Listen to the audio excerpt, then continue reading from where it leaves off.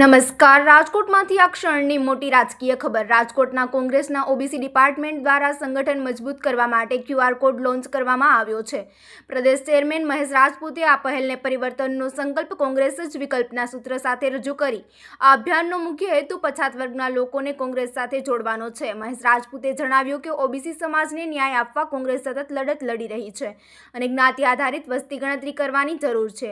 પૂર્વ ધારાસભ્ય વિક્રમભાઈ માડમે સરકાર પર આક્ષેપ કહ્યું કે રાજ્યની મોટી સંખ્યાના લોકો આઉટસોર્સિંગમાં કામ કરે છે અને તેમના અધિકારોનું હનન થઈ રહ્યું છે।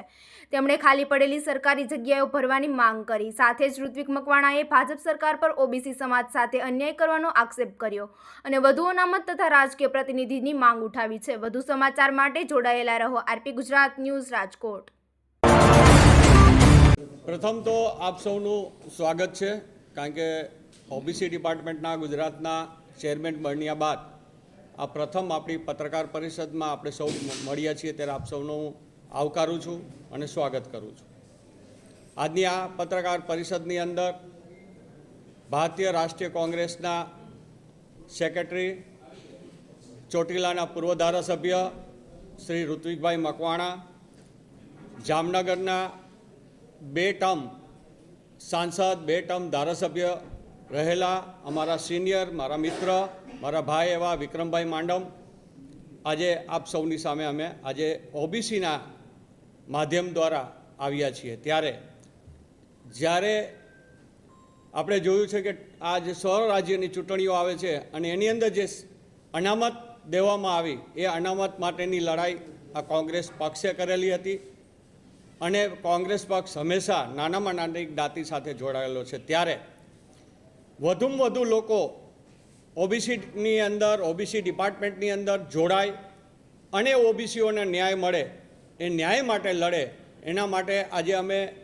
ગુજરાત પ્રદેશ કોંગ્રેસ ઓબીસી ડિપાર્ટમેન્ટ દ્વારા એક ક્યુઆર કોડ આજે આપની સમક્ષ અમે મૂકીએ છીએ, જે પ્રજાની સામે મૂકીએ છીએ કે એક ક્યુઆર કોડ દ્વારા બધા કોંગ્રેસની અંદર જોડાય અને ઓબીસીને જે થતા અન્યાયોની અંદર એ ન્યાય મેળવવાની લડાઈ જે અમે શરૂઆત કરેલી હતી અને હજી પણ ચાલુ જ રહેશે, તેના માટે આજે એક ક્યુઆર કોડ આપ સમક્ષ અમે રજૂ કરીએ છીએ। બાકીની ચર્ચા આપણે આગળ કરીએ। ગણતરી કરીએ તો ગુજરાતની અંદર 53% વસ્તી ઓબીસીઓની છે, જેની અંદર અંદાજિત 146 જ્ઞાતિઓ આવે છે।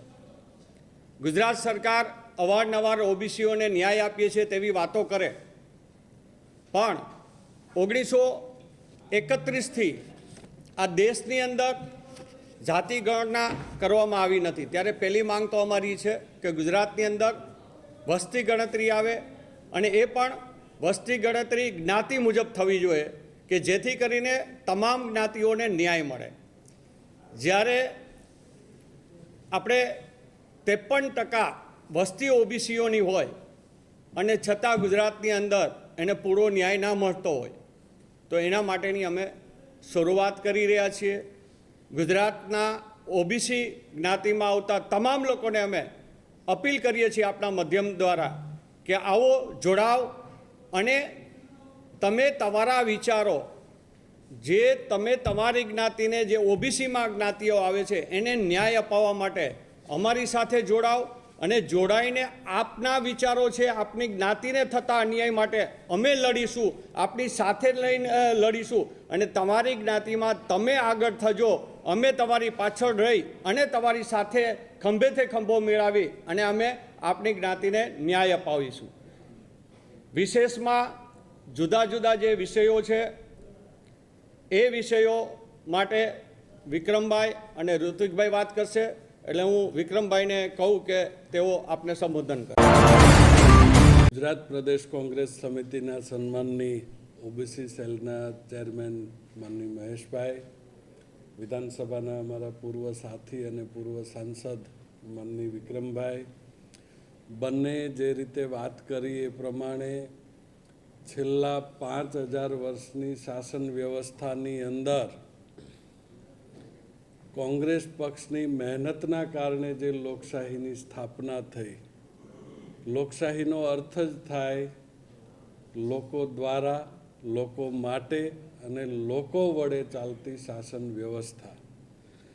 એમણે કહ્યું એમ આપણી કુલ વસ્તીના 53% જ્યારે ઓબીસી સમાજ હોય ત્યારે શાસન વ્યવસ્થાના તમામ વિભાગોની અંદર પણ ઓબીસી સમાજને પોતાનું સ્થાન, યોગ્ય અધિકારો મળે એ માટેની લડત કોંગ્રેસ પક્ષ હંમેશાથી લડતો આવ્યો છે. કોંગ્રેસ પક્ષે ગુજરાતની શાસન વ્યવસ્થામાં હંમેશાથી બેલેન્સ જાળવવાનો પ્રયત્ન કર્યો છે. સન્માનની માધવસિંહભાઈ હોય, સ્વર્ગસ્થ માધવસિંહભાઈ હોય, સ્વર્ગસ્થ અમરસિંહભાઈ હોય, સ્વર્ગસ્થ ચિમનભાઈ હોય, દરેક સમાજને શાસન વ્યવસ્થાની પ્રતિનિધિત્વ કરવાની તક પણ આપી છે. છેલ્લા 30 વર્ષથી ભારતીય જનતા પાર્ટીની શાસન વ્યવસ્થાની અંદર ઓબીસી સમાજ, એસસી સમાજ, એસટી સમાજની જે રીતે અવગણના કરવામાં આવે છે એની વિરુદ્ધ કોંગ્રેસ પક્ષ આવનારા સમયની અંદર એક મુહિમ ચલાવવા માટે જઈ રહ્યો છે. જેવી રીતે આપ સૌના કેટલાક સૂત્રો હોય છે એવી રીતે અમારી પાસે પણ કેટલાક સૂત્રો હોય છે અને સૂત્રો પાસેથી મળતી માહિતી પ્રમાણે કદાચ ટૂંક સમયમાં મુખ્યમંત્રી બદલાય તો ના નહીં, તો આવા સંજોગોની અંદર હજી થોડા સમય પહેલાં જ પરસોત્તમભાઈ સોલંકી પોતાની માગણી રજૂ કરી ચૂક્યા છે. પરંતુ અમને એવું લાગે છે કે ભારતીય જનતા પાર્ટી ઓબીસીને મહત્ત્વ આપવામાં બિલકુલ નથી. છેલ્લા 30 વર્ષની શાસન વ્યવસ્થામાં ગુજરાત રાજ્યના બજેટનો તમે અભ્યાસ કરો તો એની અંદર પણ ઓબીસી, એસસી અને એસટી આ ત્રણેયને માત્ર લાભાર્થી બનીને રહે એને અધિકારોપૂર્વક એના માટેની જે બજેટની જોગવાઈઓ થવી જોઈએ ક્યાંક ને ક્યાંક એ બજેટની જોગવાઈઓ થઈ રહી નથી અને એના કારણે અન્યાય થાય છે. 4 લાખ કરોડ રૂપિયાનું બજેટ હોય એની અંદર ખૂબ જ ઓછી રકમ ઓબીસી સમાજના ડેવલપમેન્ટ માટે વાપરવામાં આવે છે. એવી જ રીતે સન્માનની વિક્રમભાઈએ જે નોકરીઓની વાત કરી, નોકરીઓની સાથે સાથે અત્યારે જે રાજકીય પ્રતિનિધિત્વ માટે જે અનામત વ્યવસ્થા છે એની અંદર પણ પરિવર્તન કરવા માટે અથવા એની અંદર સુધાર કરવા માટેની માગણી પણ કોંગ્રેસ પક્ષનો ઓબીસી સેલ અને અન્ય ડિપાર્ટમેન્ટ સાથે મળીને કરશે. એની અંદર અમારી મૂળ માગણી જે છે એ યુનિટ વાઇઝ અનામત મળે એના માટેની હતી. યુનિટ વાઇઝનો અર્થ એવો થાય કે દાખલા તરીકે રાજકોટ શહેર કે કોર્પોરેશન માટેનું ઇલેક્શન છે તો રાજકોટ શહેરની અંદર એસસી, એસટી અને ઓબીસીને જે અનામત અત્યારના સંજોગોમાં મળે છે એના બદલે રાજકોટ શહેરની વસ્તી ગણતરીના આધારે ઓબીસી સમાજની વસ્તી વધારે હોય તો ઓબીસી સમાજને અનામત વધારે મળવી જોઈએ 27%ની બદલે. ઈડબ્લ્યુએસની વસ્તી વધારે હોય તો ઈડબ્લ્યુએસને પણ અનામત અત્યારે જે મળવાપાત્ર હોય એના કરતાં વધારે મળવી જોઈએ. એની સામે એસટી સમાજની વસ્તી નહીવત હોય તો એની અનામત અહીંયા ઘટવી જોઈએ. એની સામે આદિવાસી ડાંગ જેવા વિસ્તારો હોય અને ત્યાં એસટી સમાજની વસ્તી વધારે હોય અને ઓબીસી સમાજની વસ્તી ઓછી હોય તો એવા સંજોગોમાં મહત્તમ અનામતની મર્યાદા જાળવી અને યુનિટ વાઇઝ અનામતની ટકાવારીની અંદર ફેરફાર કરી શકાય એ પ્રમાણેની રજૂઆત પણ આવનારા સમયમાં પાર્ટી કરશે. આવનારા સમયની અંદર ઓબીસી સમાજના વધુમાં વધુ યુવાનો ગુજરાત પ્રદેશ કોંગ્રેસ સમિતિના ઓબીસી સેલ સાથે જોડાય અને અધિકારો માટેની આ લડાઈમાં સૌ સાથે મળીને લડીએ એવી આપના માધ્યમથી હાકલ કરીએ છીએ. માધ્યમથી જનતા સુધી એક અમારો અવાજ પહોંચાડો, કારણ કે તમે જ અમારું હથિયાર છો, તમે જ અમારું સાધન છો, તમે લોકો જ અમને જનતા સુધી પહોંચાડી શકો એમ છો. ઓબીસીની લડાઈ એ એટલા માટે કે ગુજરાતની અંદર 53% વસ્તી હોય અને એમને એમનો અધિકાર, પોલિટિક્સની અંદર તો પોતાના અધિકારો માટે લડવાની વાત હોય છે, એમનો અધિકાર મળવો જોઈએ. કોઈ પણ પાર્ટીની અંદર કોઈ ઓબીસી કોઈ રાજકારણની અંદર એક પાર્ટીમાં ન રહી શકે. જે અલગ અલગ પાર્ટીમાં પણ હોય એ પાર્ટીની અંદર પણ પોતાના અધિકાર માટે અવાજ ઉઠાવવો પડે. અને મારું સૂત્ર છે કે માગવાથી ભીખ મળે, અધિકાર તો ઝટીને લેવા પડે.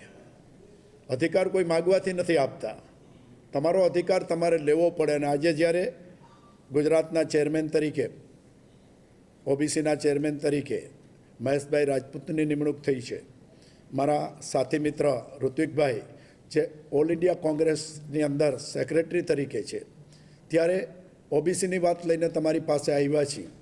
આપ સૌ જાણો છો કે ગુજરાતમાં લગભગ 4 લાખ લોકો આઉટસોર્સિંગથી નોકરી કરે છે. એમાં અધિકારો કેના જાય છે? અધિકારો ઓબીસીના પણ જાય છે, અને જેમને બંધારણમાં અધિકારો આપ્યા છે અનામતના, એવી જ્ઞાતિઓના પણ અધિકારો જાય છે. આજે ગુજરાત સરકારની અંદર ઓવરઓલ ડિપાર્ટમેન્ટમાં 45% જેટલી જગ્યાઓ ખાલી છે. હરેક ડિપાર્ટમેન્ટની અંદર જગ્યા ખાલી છે, અને જે ડિપાર્ટમેન્ટમાં જગ્યા ખાલી હોય એનો ખામિયાજો તો જનતાએ ભોગવવો પડે છે. તો શા માટે આઉટસોર્સિંગથી? આઉટસોર્સિંગ એ સરકારની મોનોપોલી છે. એમની ઈચ્છા પડે એમને કોન્ટ્રાક્ટ આપે, એમની ઈચ્છા પડે એ રીતે પેમેન્ટ કરે. અને આપ જાણો છો કોરોના કાળની અંદર તો જામનગરમાં બહુ મોટો કિસ્સો બહાર આવ્યો હતો. દીકરીઓનું જે શોષણ, એમને એમની અનુકૂળતા પ્રમાણે ક્યારે નોકરી આવું, કેટલા વાગ્યા લગી રહેવું, ઈચ્છા પડે ત્યારે કાઢી મેળવી, ઈચ્છા પડે તો રાખવી. આ આઉટસોર્સિંગની અંદર જે શોષણ થઈ રહ્યું છે દીકરા દીકરીઓનું બંનેનું, એ પણ મહત્ત્વનો મુદ્દો છે.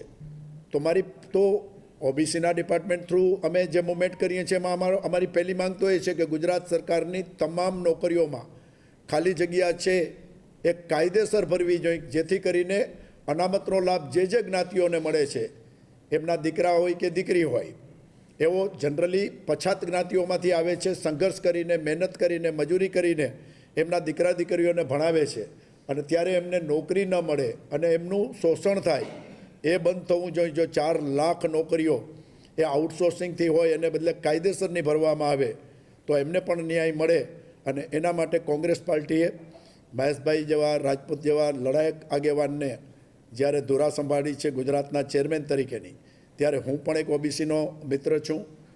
મને પણ વર્ષોના, હમણાં મહેશભાઈ કીધું, 2 વાર સાંસદ, 2 વાર ધારાસભ્ય, અને ઘણા સમયથી આ રાજકારણની અંદર સક્રિય છું. લોકોને પડતી મુશ્કેલીઓ, લોકોની સમસ્યા, આજે જામનગરની સૌથી મોટામાં મોટી હોસ્પિટલ હોય જીજી હોસ્પિટલ, જે સૌરાષ્ટ્રની નંબર 1 હોસ્પિટલ છે, એમાં છેલ્લા 46 વર્ષથી અમારી સોશિયલ વર્કર તરીકે મારો આજ દિવસ સુધી એમાં ફોટો પાડવા નથી દીધો, કારણ કે હું ફોટો પાડવા માટે ત્યાં નથી જતો. પણ ત્યાંની જે ફરિયાદો આવે છે, ત્યાંનું જે દુઃખદ વર્ણન આવે છે, દીકરીઓ ઉપર થતો અત્યાચાર, એ મોટામાં મોટી સમસ્યા એ છે. નોકરી, પૈસા, પગાર એ તો પછીની વાત છે, પણ આઉટસોર્સિંગની અંદર જે પરિસ્થિતિ ઊભી થઈ છે એ તાત્કાલિક ધોરણે બંધ થાય અને સરકાર એ જગ્યાઓ જો ભરે તો જે હકદાર છે એને કાયમી નોકરી પણ મળે ને એના પરથી એક ડર પણ નીકળી જાય. ઈચ્છા પડે ત્યારે એમને કાઢી મેળવામાં આવે, 11 મહિનાના કોન્ટ્રાક્ટ ઉપર રાખ્યા હોય ને ગમે એ બાનું કરી અને એને 3 મહિનામાં છૂટા કરી દેવામાં આવે, કારણ કે એમની ઈચ્છા પ્રમાણે એ વર્તન ન કરે. તો એવો અધિકાર તો લોકશાહીની અંદર કોઈને ના આપી શકાય. એવી છૂટ તો લોકશાહીની અંદર કોઈને ના આપી શકાય કે જ્યારે કોઈ એક વ્યક્તિ આખું વર્ચસ્વ ચલાવે. ને આપને પણ ખબર હશે કે ગવર્મેન્ટ તરફથી કેટલા પૈસા મળે છે અને એમને ચૂકવવામાં કેટલા આવે છે. એમને પૂરા પૈસા પણ ચૂકવવામાં નથી આવતા, અને જે લોકો જરૂરિયાતમંદ લોકો છે એમની સહી લઈને, એમની મજબૂરીનો લાભ લઈને એમને નોકરી પણ કરવી પડે છે અડધા પગારે. આમાં ભયંકર ભ્રષ્ટાચાર પણ સામેલ છે, શોષણ પણ સામેલ છે. આવતા દિવસોની અંદર કોંગ્રેસના માધ્યમથી મહેશભાઈની આગેવાનીની અંદર અમે લોકો આ ઓબીસીની જે મૂવમેન્ટ શરૂ કરી છે એની અંદર અમારાથી બનતા પ્રયત્ન કરીને ઓબીસી સમાજને, બધા સમાજને ન્યાય મળવો જોઈએ. એવું નથી કે અમે ઓબીસીના છીએ એટલે ઓબીસીની વાત કરી. જે ઉજળિયાત સમાજો છે એમના જે અધિકારો છે એમને પણ એમના લાભ મળવા જોઈએ. પણ અમારી જે અત્યારે જવાબદારી છે એ કોંગ્રેસ પાર્ટીના માધ્યમથી ઓબીસી સમાજને થતા અન્યાય સામે લડવાની છે. બીજા કોઈ સમાજને નુકસાન થાય એમાં અમે માનતા નથી, પણ અમારા અધિકારોને કોઈ નુકસાન કરે તો એને અમે સહન કરવામાં નથી. અમે પોલિટિકલી રીતે અમે આ લડાઈ લડશું અને ઓબીસી સમાજને ન્યાય અપાવશું એટલી મને ખાતરી છે. જય હિન્દ.